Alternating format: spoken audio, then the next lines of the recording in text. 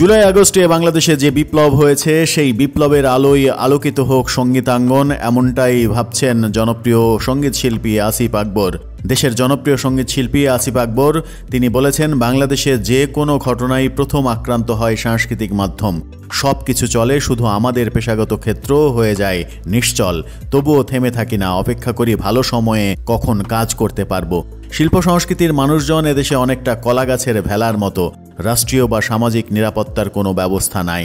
সম্প্রতি এক পোস্টে তিনি এসব কথা লিখেছেন জুলাই বিপ্লবের আগে পরে 3 মাস কেটে গেল, এখনও প্রাণ ফিরে আসেনি পেশাগত ক্ষেত্রে।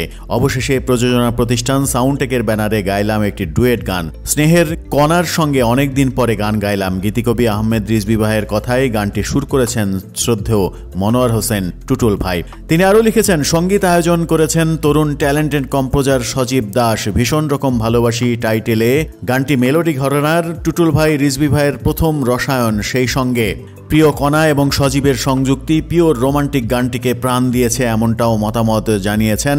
বলেছেন, টিকে থাকুক আমাদের ইন্ডাস্ট্রি, জুলাই বিপ্লবের আলোয় আলোকিত হোক সঙ্গীতাঙ্গন, ভালোবাসা অবিরাম।